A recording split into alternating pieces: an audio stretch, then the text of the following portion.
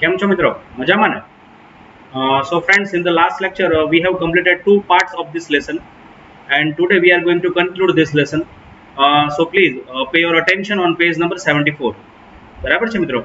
તો મિત્રો લાસ્ટ લેક્ચરની અંદર આપણે સ્મેલના રિગાર્ડિંગ કેટલીક ડિસ્કશન અથવા તો ઇન્ટરેસ્ટિંગ ડિસ્કશન આપણે કરી હતી અને હ્યુમન બિઈંગની અંદર આપણે જોયું હતું કે જે સેન્સ ઓફ સ્મેલ છે એ સેન્સ ઓફ સ્મેલ અને સેન્સ ઓફ સાઇટ દ્વારા શું કરવામાં આવી છે, ડિસ્પ્લેસ અથવા તો રિપ્લેસ કરવામાં આવી છે. બરાબર છે મિત્રો? એટલે આ બધી કેટલીક બાબતો આપણે જોયા પછી હવે એને હું કન્ક્લુઝન જોઈ લઈએ છીએ આજે. તો થોડું ધ્યાન આપજો પ્લીઝ. છેલ્લા બે પેસેજ તો એ ક્યાં છે, the mechanism by which a particular smell activates a certain receptor. મિત્રો મિકેનિઝમ એટલે ગોઠવણ, પર્ટિક્યુલર એટલે ચોક્કસ. એટલે આખી લાઈનને તમે વ્યવસ્થિત સમજો તો કે છે ચોક્કસ પ્રકારની સુગંધ, એ કહે છે ચોક્કસ પ્રકારના સ્મેલ રિસેપ્ટર્સને એટલે સોડમ ગ્રહણ કરનારા કોષોને શું કરે છે, એક્ટિવેટ કરે છે, એટલે કે જાગૃત કરે છે. એ પ્રકારની શું હોય છે, ગોઠવણ હોય છે. ફરી એકવાર એ કહે છે ચોક્કસ પ્રકારની સુગંધ ચોક્કસ પ્રકારના સ્મેલ રિસેપ્ટરને એક્ટિવેટ કરે એ પ્રકારની શું હોય છે, ગોઠવણ હોય છે. ક્યાં? તો કે છે આપણા નોઝની અંદર. એ કહે છે that is why one chemical smells thus and another smells so is as yet unknown. અને કહે છે તેથી શા માટે એક પ્રકારના રસાયણની સુગંધ આ પ્રકારની છે અને બીજા પ્રકારના રસાયણની સુગંધ બીજા પ્રકારની છે, is as yet unknown. એ કહે છે હજી તે બાબત જાણી શકાય નથી. બહુ સિમ્પલ બાબત આપણને સમજાવી છે મિત્રો. આખી લાઈનને કમ્પ્લીટ કરીએ તો બહુ પહેલી લાઈનમાં આપણને એક સરસ વાત કરી. એ કહે છે આપણા નોઝની અંદર જે ઓલફેક્ટરી એરિયા અથવા ઓલફેક્શન એરિયા છે, એ કહે છે એ ઓલફેક્શન એરિયાની અંદર કરોડો સ્મેલ રિસેપ્ટર શું થયેલા છે, આવેલા છે. પરંતુ કોઈ પણ સોડમ હવા સાથે ઓલફેક્શન એરિયા ઉપરથી પસાર થાય તો બધા જ કોષો એક સાથે જાગૃત થતા નથી. એ કહે છે અમુક ચોક્કસ પ્રકારની સ્મેલ જે હવામાં ભળી હોય છે, એ કહે છે એ સ્મેલને લગતા જ જે રિસેપ્ટર્સ છે શું થતા હોય છે, એક્ટિવ થતા હોય છે. અને એ કહે છે આના કારણે જ શા માટે એક પ્રકારના પદાર્થની સુગંધ એક પ્રકારની છે અથવા એક પ્રકારના રસાયણની સુગંધ એક પ્રકારની છે, જ્યારે બીજા પ્રકારના રસાયણની સુગંધ બીજા પ્રકારની છે, એવું શા માટે થાય છે, એ કહે છે હજી સુધી જાણી શકાયું નથી. બરાબર છે? દાખલા તરીકે રસાયણની અંદર અથવા તો કોઈ કેમિકલની અંદર આપણે પેટ્રોલને સૂંઘીએ તો એની જે સુગંધ છે એ સુગંધને લગતા સ્મેલ રિસેપ્ટર્સ જ શું થશે, ઓલફેક્ટરી એરિયાની અંદર એક્ટિવેટ થશે, બાકીના ઇનએક્ટિવ રહેશે. બરાબર છે? હવે જ્યારે બીજા પ્રકારની સુગંધ જ્યારે આપણે અનુભવતા હશું ત્યારે એ સુગંધને લગતા જે સ્મેલ રિસેપ્ટર્સ છે એટલા જ એક્ટિવેટ થશે, જ્યારે પેટ્રોલને લગતા અથવા એની સુગંધને લગતા જે સ્મેલ રિસેપ્ટર્સ છે શું થઈ જશે, ઇનએક્ટિવ થઈ જશે. એનું કહેવાનું તાત્પર્ય આવું છે. અને કદાચ આના કારણે જ શા માટે દરેક રસાયણ અલગ અલગ પ્રકારની સુગંધ ધરાવે છે હજી સુધી જાણી શકાયું નથી. નેક્સ્ટમાં કહે છે, એ કહે છે રિસેન્ટલી, મિત્રો આનું એક સિનોનિમસ યાદ રાખજો, ઓફલેટ. આ પરીક્ષામાં પૂછાતું હોય છે, OF સ્પેસ LATE. એ કહે છે રિસેન્ટલી, ઓફલેટ, તાજેતરમાં જ. એ કહે છે there have been suggestions that, એ કહે છે આ પ્રકારના સૂચનો કરવામાં આવ્યા છે કે chemical smelled as they did because of the overall shape of their molecules. મિત્રો મોલેક્યુલસ એટલે અણુઓ. બરાબર છે? એ કહે છે તાજેતરમાં જ આ પ્રકારનું સૂચન કરવામાં આવ્યું છે કે જે તે પ્રકારના રસાયણો એ જે તે પ્રકારની સુગંધ ધરાવે છે. શેના લીધે? તો કે છે એના માટે કોઈ જવાબદાર હોય તો એ જે તે રસાયણ છે અને જે તે રસાયણની અંદર રહેલા જે મોલેક્યુલ્સ અણુઓ છે એનો આકાર એના માટે શું છે, રિસ્પોન્સિબલ છે અથવા તો જવાબદાર છે. બરાબર છે મિત્રો? તો શા માટે દરેકે દરેક પ્રકારનું રસાયણ અલગ અલગ પ્રકારની સુગંધ ધરાવે છે? તો એના માટેનું સિમ્પલ લોજિક આપણને આપ્યું. સાયન્ટિસ્ટો દ્વારા આ પ્રકારના સજેશન્સ આપણને કરવામાં આવ્યા છે અને એ અલગ અલગ સુગંધ હોવાનું કારણ એ કે છે એના બંધારણની અંદર રહેલો અણુઓનો અલગ અલગ પ્રકારનો શું છે, આકાર છે. આગળ જઈએ. એ કે છે ઓર બીકોઝ they punctured. મિત્રો they stand for scientist. થોડું મગજમાં બેસાડજો મિત્રો. એટલે કે છે ઓર બીકોઝ આ એ લોકોએ જે એક્સપેરિમેન્ટ્સ કર્યા એ આપણી સામે એ લોકો મૂકે છે. એ કે છે ઓર બીકોઝ they punctured. મિત્રો ટુ પંક્ચર એટલે છિદ્ર બનાવવું. the membranes of the smell receptors. મિત્રો મેમ્બ્રેન એટલે પેશીનું પાતળું પડ. સ્મેલ રિસેપ્ટર્સ એટલે સોડમ ગ્રહણ કરનાર કોષો. મેમ્બ્રેન્સ ઓફ ધ સ્મેલ રિસેપ્ટર્સ એટલે તો સોડમ ગ્રહણ કરનાર કોષોની પેશીનું પાતળું પડ, એને આપણે શું કહીશું, membranes of the smell receptors. બરાબર છે? Or because the parts of the same manner of puncturing or the same fashion of vibrating would all smell the same. મિત્રો આ થોડુંક લોજિક આમાં દોડાવશો તો 100% ખબર પડશે. આ લોકોએ શું કર્યું, તો બહુ સિમ્પલી આપણને એને સમજાવ્યું છે કે જે પેલી સોડમ ગ્રહણ કરનાર કોષો જે છે અને કોષોની પેશીનું જે પાતળું પડ છે, એ કે છે એ પડની અંદર એ કે છે તેઓએ એક જ સરખી રીતે બધા જ પ્રકારના કોષોમાં છિદ્ર પાડ્યું, અથવા તો બધા જ કોષોને એક જ સરખી રીતે એ લોકોએ વાઇબ્રેશન આપ્યું, ધ્રુજારી આપી, તો કે છે તમામ પ્રકારના જે પદાર્થો છે એની સુગંધ કેવી અનુભવાય, એક સરખી અનુભવાય. બરાબર છે. તો આની પાછળનું સિમ્પલ લોજિક શું તમે કરી શકો, તો એ કંઈ કહેવા એવું માંગે છે કે ટૂંકમાં આ બધા એક્સપેરિમેન્ટ્સ એ લોકોએ કરી જોયા છે કે પેલા સ્મેલ રિસેપ્ટર્સ અથવા તો જેને કહીશું આપણે ઓલ્ફેક્ટરી, એની અંદર રહેલા જે અલગ અલગ પ્રકારના સ્મેલ રિસેપ્ટર્સ છે એ બધાની અંદર એ લોકોએ ડિસ્ટર્બ કર્યું. શેને ડિસ્ટર્બ કર્યું, તો કે છે એના પેશીના પાતળા પડની અંદર એ બધા એક સરખું છિદ્ર પાડ્યું, અથવા તો કોઈ સુગંધ લેતી વખતે એ કે છે બધા જ પ્રકારના કોષોને એક સાથે એક સરખું શું આપ્યું, વાઇબ્રેશન આપ્યું, તો કે જે અલગ અલગ પદાર્થના અલગ અલગ પદાર્થોની કયા પ્રકારની સુગંધ અનુભવાય, એક સરખી સુગંધ અનુભવાય. કેમ, તો પેલું વાઇબ્રેશન આપવાથી બધા જ કોષો એક સાથે શું થઈ ગયા હોય, જાગૃત થઈ ગયા હોય. પછી ભલે પદાર્થ અલગ અલગ હોય પરંતુ એ બધાની સુગંધ કેવી અનુભવાય, એક સરખી અનુભવાય. નેક્સ્ટમાં ક્યાં છે, હાવેવર મિત્રો આપણે ભણીશું એડવર્બ ક્લોઝ ઓફ કોન્ટ્રાસ્ટનું આ સંયોજક છે. તેમ છતાં પણ all such theories are yet only at the stage of conjecture. મિત્રો કન્જક્ચર એટલે અઝમ્પશન, આ યાદ રાખજો મિત્રો, અઝમ્પશન એટલે ધારણા. એ કે છે તેમ છતાં પણ આ બધી જે થિયોરી છે એ હજી કયા સ્ટેજ ઉપર છે, ધારણાના સ્ટેજ ઉપર છે. એટલે હજી સુધી તમે આમ જોવા જાઓ તો કશું જ 100% પ્રૂવન નથી. બરાબર છે.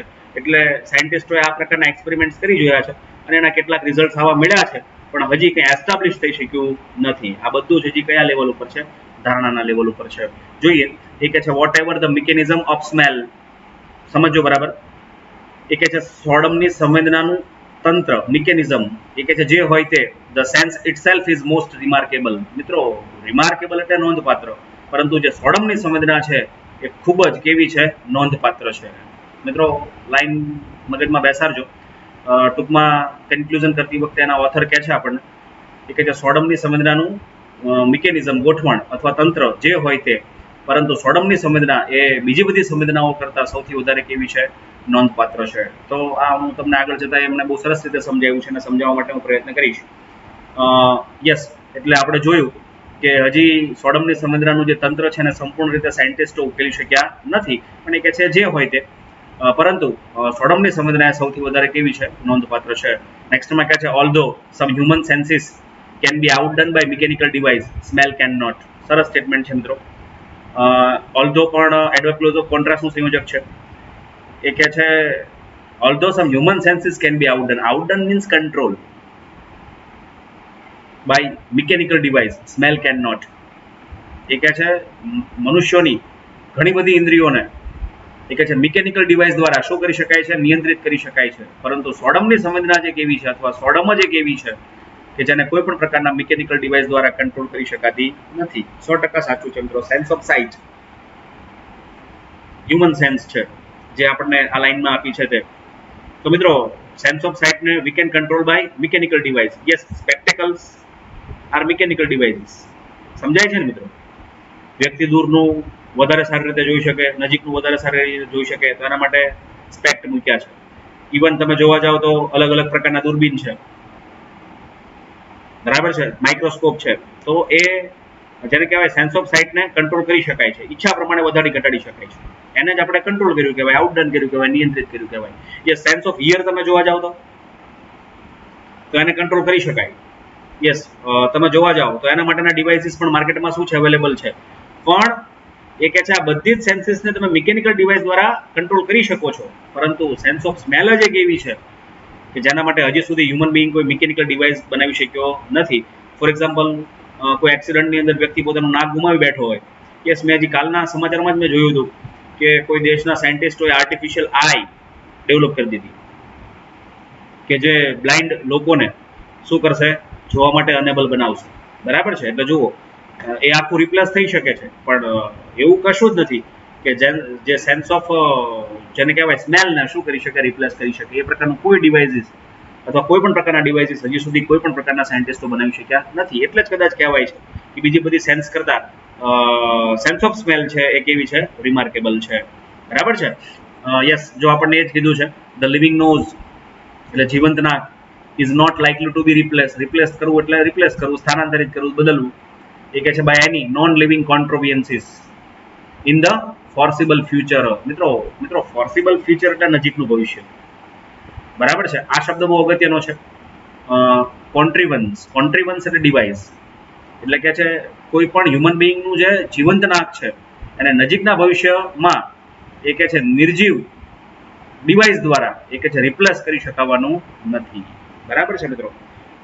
યસ, એટલે આમ તમે જોવા જાવ તો જે નોન લિવિંગ નોઝ એટલે એનું કહેવાનું તાત્પર્ય એવું છે કે એવું કોઈ ડિવાઇસ હજી સુધી નહીં બનાવી શકે સાયન્ટિસ્ટો કે જે લિવિંગ નોઝ છે, જે જીવંત નાક છે, એને શું કરી શકશે? રિપ્લેસ કરી શકશે. એટલે બીજું બધું રિપ્લેસ થઈ શકે છે. મેં તમને કીધું હમણાં જ એક પ્રકારની આઈઝ સાયન્ટિસ્ટોએ શું કરી છે? ડેવલપ કરી છે. તમે ગૂગલમાં સર્ચ કરજો, એ તમને જોવા મળશે.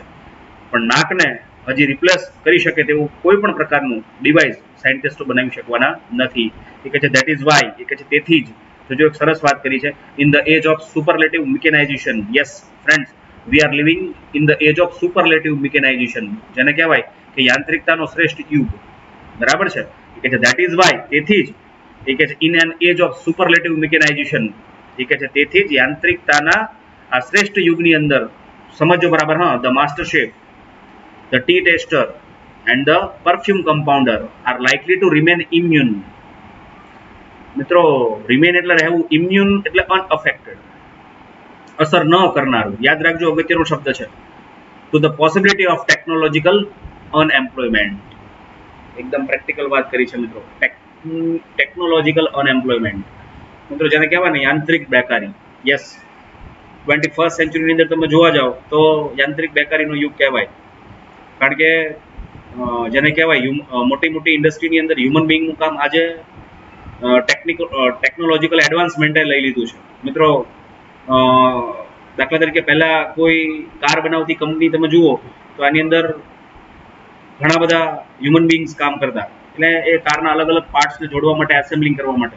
પણ આજે બધા બેકાર થઈ ગયા છે. કેમ? કારણ કે રોબોટ્સ એનું શું લઈ લીધું? સ્થાન લઈ લીધું. ટેકનિકલ એડવાન્સમેન્ટ આવ્યું એટલે ટેકનિકલ અનએમ્પ્લોયમેન્ટ વધ્યું. યસ, તમે જોવા જાઓ તો બેંકની અંદર પહેલા બધું જ કામ હ્યુમન બિંગ જ કરતા હતા, એટલે ત્યાં હ્યુમન બિંગ્સને જોબ મળતી હતી. પણ આજે બેંકની અંદર મોટા ભાગનું કામ કમ્પ્યુટરે લઈ લીધું છે. ઇવન આજે તમારે પૈસા ઉપાડવા મૂકવા તો એ પહેલા હ્યુમન બિંગ જ આપતા હતા. આજે તમે અલગ અલગ જગ્યાએ ટેન્ડરિંગ મશીન જે છે એના થકી આ કામ કરી શકો છો. ઇવન પાસબુક પ્રિન્ટ કરાવવા માટે પહેલા હ્યુમન બિંગને જ આપવી પડતી હતી, પણ આજે એના મશીન્સ તમે જુઓ તો જે તે બેંક્સની અંદર શું થઈ ગયા છે? લાગી ગયા છે. એટલે કમ્પ્યુટરથી માંડીને તમે જુઓ તો અલગ અલગ ટેકનિકલ એડવાન્સમેન્ટને કારણે ટેકનિકલ અનએમ્પ્લોયમેન્ટ વધ્યું છે. પણ અહીં 3 ફિલ્ડ આપણને આપ્યા છે. એમાં પહેલું છે માસ્ટર શેફ, જેને આપણે રસોઈયાનું કામ કહીએ છીએ.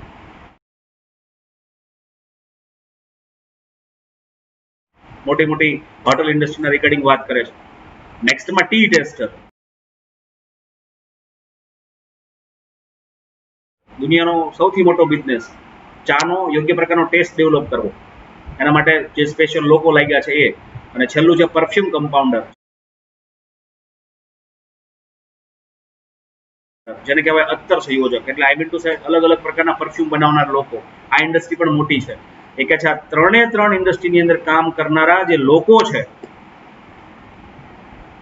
એ લોકોને ટેકનિકલ અનએમ્પ્લોયમેન્ટ એટલે તકનીકી જે બેકારી છે સંભવત અસર કરનાર નથી. કેમ? કારણ કે આ 3 કામ કોના બેઝ છે? નોઝ બેઝ છે. એવું કોઈ કમ્પ્યુટર ડેવલપ નહીં કરી દે કે ચોક્કસ પ્રકારની ડીશનો ટેસ્ટ ડેવલપ કરશે. એના માટે હ્યુમન નોઝ જ જોશે. એવો ચાનો બેસ્ટ ટેસ્ટ કમ્પ્યુટર ડેવલપ નહીં કરી આપે, એના માટે હ્યુમન નોઝ જ જોશે એક્સપેરિમેન્ટ થકી. અને ત્રીજું છે પરફ્યુમ કમ્પાઉન્ડર. તો મિત્રો તમે જુઓ તો હજારોથી માંડીને લાખો રૂપિયાની અંદર નાના નાના પરફ્યુમની બોટલ અથવા પરફ્યુમની નાની નાની બોટલો માર્કેટની અંદર અવેલેબલ છે. તો એ કમ્પ્યુટર કોઈ ચોક્કસ પ્રકારની સ્મેલ ડેવલપ કરીને નથી આપવાનું. એના માટે કોને જરૂર પડવાની છે? હ્યુમન નોઝની જરૂર પડવાની છે. એટલે આપણને બહુ સરસ વાત કરે છે કોના રિગાર્ડિંગ? સેન્સ ઓફ સ્મેલના રિગાર્ડિંગ. કેમ નોંધપાત્ર છે? એ કહે છે તેથી જ યાંત્રિકતાના શ્રેષ્ઠ યુગની અંદર, સુપરલેટિવ એજની અંદર એ કે છે આ 3 લોકોની જે જોબ છે એ સેફ છે. કયા? તો કે છે માસ્ટર શેફ, ટી ટેસ્ટર અને perfume compounder are likely to remain immune. બરાબર છે. એ કે છે અમને અસર કરનાર નથી. શું અસર કરનાર નથી? તો કે છે to the possibility of technical unemployment. તકનીકી જેને કહેવાય બેકારી એ કે છે આ લોકોને અસર કરનાર નથી. એટલે જ કદાચ એ કે છે સેન્સ ઓફ સ્મેલ જે છે એ બીજી બધી સ્મેલ્સ અથવા તો બીજી બધી જેને કહેવાય સેન્સીસ કરતા વધારે કેવી છે, રિમાર્કેબલ છે. So friends, here is the end of our lesson. થોડું જોજો, 2 વાર સમજશો એટલે મગજમાં બેસશે. અને મિત્રો હવે નેક્સ્ટ જોઈ લઈએ એના વોકેબ્સ. મિત્રો ઓલ ફેક્ટરી, એકચ્યુઅલી આપણી પાસે આખો શબ્દ ઓલ ફેક્શન એરિયા હતો, બરાબર છે ને? તો સોડમ ગ્રહણ કરવાનું સ્થાન એવું આપણે કરી શકીએ છીએ. તો relating to the sense of smell, odour, ઓડોરનું સિનોનિમસ આપણે સ્મેલ કરી શકીએ છીએ, બરાબર છે? ત્યાર પછી મોલેક્યુલસ, યસ, પાર્ટિકલ્સ, પાર્ટિકલ્સ એટલે અણુઓ, જે પરમાણુ આપણે કરતા હોઈએ છીએ મોલેક્યુલસ. પણ આ યાદ રાખવાનું, એટમ્સ એવું નથી. મોલેક્યુલસનું શું કરશું આપણે? પાર્ટિકલ્સ. બેવરેજીસ, મેં તમને કીધું હતું, ડ્રિંક્સ, પીણાઓ, પ્રીમેટ્સ, એપ્સ, વાનર, કન્ઝપ્ચર, હમણાં જ આવેલો શબ્દ છે. એઝમ્પશન, આ મગજમાં રાખજો મિત્રો, બધા અગત્યના શબ્દો છે. કોન્ટ્રીવન્સ, જેને કહીશું આપણે મશીન, ડિવાઇસ, યંત્ર. ત્યાર પછી ઇમ્યુન, અનઅફેક્ટેડ, હમણાં જ મેં તમને કીધું, અસર ન કરનારું. એપ્રિશિએટ કરવું એટલે જેને કહેવાય કે ટુ પ્રેઇઝ, વખાણવું, પ્રશંસા કરવી. મેમરન્સ, પેશીનું પાતળું પડ. ફોર્સિબલ એટલે નજીકનું, આપણી પાસે શબ્દ હતો ફોર્સિબલ ફ્યુચર એટલે નજીકનું ભવિષ્ય. સેવોર એટલે સ્મેલ, ઓડોર. એક્ઝેલ એટલે આ શબ્દને આપણે જોયો તો જેને કહીશું આપણે બ્રેથ આઉટ, શ્વાસને બહાર કાઢવો. સ્નીફ એટલે આનું ઇનહેલ પણ કરી શકાય, સ્નીફનું ઇનહેલ એટલે ટુ બ્રેથ ઇન, બરાબર છે મિત્રો? શ્વાસને અંદર લેવો. અને કેવિટી એટલે પોલાણ, નેઝલ કેવિટી એટલે નાકનું અંદરનું પોલાણ. અહીં તમે જુઓ તો હોલો સ્પેસ મેટર આ રીતનું આપ્યું છે. તો આ રીતે બધી તૈયારી કરજો. હવે ખાસ અગત્યની સૂચના મિત્રો સાંભળી લેજો. મિત્રો નેક્સ્ટ ઓક્ટોબરમાં, સપ્ટેમ્બર ચાલે છે આજે, અને આ લેક્ચર તમને સન્ડે મળી જવાનો છે. પણ નેક્સ્ટ ઓક્ટોબરની 12 તારીખથી તમારી ફર્સ્ટ ટર્મિનલ એક્ઝામ જે તે વિષયની શરૂ થશે. હવે મિત્રો આ સૂચના થોડી બહુ વ્યવસ્થિત રીતે ધ્યાનથી સાંભળજો. દરેક વિષયની અંદર maths, biology, physics, chemistry, computer રાખ્યું હોય તમે, અથવા સંસ્કૃત રાખ્યું હોય, અથવા English, I mean to say જે મુખ્ય 5 વિષયની એક્ઝામ તમારે શું કરવાની હશે, ફેસ કરવાની હશે મિત્રો. એમાં 11th ની અંદર ઇંગ્લિશની અંદર આપણે 50 માર્ક્સનું પેપર હશે મિત્રો. એમાં 25 માર્ક્સ MCQ બેઝ છે અને 25 માર્ક્સ થિયોરીના હશે, બરાબર છે? એટલે આના રિગાર્ડિંગ બહુ વ્યવસ્થિત રીતે તૈયારી શરૂ કરી દેજો. બીજી એક વાત કહું તો કોર્સ આપણે unit number 1 to unit number 4, unit number 1 to unit number 4, એટલે શરૂઆતના જે 4 પાર્ટ છે, દરેક જેને કહેવાય યુનિટની અંદર 2 રીડ છે. એટલે 8 લેસન તમારે વ્યવસ્થિત રીતે શું કરવાના છે? પ્રિપેર કરવાના છે. હવે એમાં કઈ રીતે તૈયારી કરશો તો મેં તમને કીધું એ પ્રમાણે સમજજો બરાબર. પહેલા તો એ 8 લેસનની ટેક્સ્ટ બુક વ્યવસ્થિત રીતે, તો ટેક્સ્ટ બુકની અંદર જે 8 લેસન આપણને આપ્યા છે એને લાઈન ટુ લાઈન વ્યવસ્થિત જોઈ લેવાના. એમાં જે અગત્યના શબ્દો આવે છે નીચે અંડરલાઈન કરી એના સિનોનિમસ લખી અને એ બધા પ્રિપેર કરી લેવાના, બરાબર છે? ત્યાર પછી 8 લેસન જે છે આપણી પાસે, એટલે પહેલા 4 યુનિટની જ વાત, હા, પહેલા 4 યુનિટની અંદર જેની વોકેબ્સ આપ્યા છે, ગ્લોસરી આપી છે, જે આપણને દેખાય છે પેજ ઉપર, પેજ નંબર 74 ઉપર નીચે, આ ખાસ સિનોનિમસ શું કરવાના? તૈયાર કરવાના. અને મિત્રો આના રિગાર્ડિંગ એક બીજી વાત તમને હું કરું તો જે તે લેસનની પાછળ જે એક્સરસાઇઝ આપણને આપી છે એની અંદર તમે જુઓ તો વોકેબ્સના રિગાર્ડિંગ જે કંઈ એક્સરસાઇઝ છે થોડી કન્ડક્ટ કરવા માટે ટ્રાય કરજો મિત્રો, એ અઘરું નથી. અને આ બધું જ વ્યવસ્થિત રીતે તૈયાર કર્યા પછી you have to face the examination, બરાબર છે મિત્રો? બીજું કે એ તમે જે તે લેસન પૂરું થાય છે પછી એની એક્સરસાઇઝીસ જોશો તો એની અંદર MCQ વાળા ક્વેશ્ચન્સ પણ હશે, તો એને પણ સોલ્વ કરવા માટે ટ્રાય કરજો, બરાબર છે? તો આ રીતે પ્રિપરેશન કરજો. અને થોડાક જ દિવસની અંદર આપણી જે એપ છે PP સવાણી CFE, એની અંદર તમને એની સંપૂર્ણ પેપર સ્ટાઇલ મળી જશે, પ્લસ કોર્સ કેટલો છે મળી જશે. અને 12 તારીખથી એક્ઝામ શરૂ થવાની છે એ પ્રકારની સૂચના આજે અમને આપી છે. અને એ તમારે કઈ રીતે પેપર સબમિટ કરાવવાના છે, આમ ઘરે બેસીને જ તમારે એક્ઝામ લખવાની છે મિત્રો. એટલે ઘરે બેસીને કરવાની છે એટલે થઈ જશે આમ છે તેમ છે એવું નહીં વિચારતા, એની પ્રિપરેશન દિલથી પહેલેથી જ વ્યવસ્થિત રીતે શરૂ કરી દેજો, બરાબર છે? તો આ જે સૂચના હતી એ તમારી ફર્સ્ટ ટર્મિનલ એક્ઝામના રિગાર્ડિંગ હતી. ફરી એકવાર બોલું છું, યુનિટ નંબર 1 ટુ 4, 1 થી 4 યુનિટ આપણે રાખ્યા છે આમાં, એટલે ટોટલ 8 રીડ થશે. અને એના રિગાર્ડિંગ ગ્લોસરી વ્યવસ્થિત ચેક કરી લેવાની, જે અલગ અલગ પ્રકારની એક્સરસાઇઝ આપી છે એ જોઈ લેવાની, લેસનના અંતે તમને અમુક પ્રકારના MCQ આપેલા છે લેસનના રિગાર્ડિંગ એ તૈયાર કરી લેવાના, અને ટેક્સ્ટબુક વ્યવસ્થિત રીતે વાંચીને તૈયાર કરવાની. એ સિવાય ગ્રામરની અંદર જે કંઈ ટોપિક્સ 2-3 ચાલ્યા છે એ પણ પ્રિપેર કરજો. અને લગભગ હું મારું ગ્રામરનું મોટાભાગનું કામ છે હવે આ ટેક્સ્ટબુક આપણે પૂરું કરવા આવ્યા છું. જો રેગ્યુલર સ્કૂલ શરૂ નહીં થાય તો પછી મારા ગ્રામરના વિડીયો લેક્ચર્સ પણ હું આની અંદર જ તમને આપવાનું શરૂ કરી દઈશ. બરાબર છે? એટલે ટૂંકમાં જેટલું કરો એટલું પરફેક્ટ તૈયાર કરજો. બરાબર છે? So best of luck for your examination and moreover thank you. Stay home, stay safe.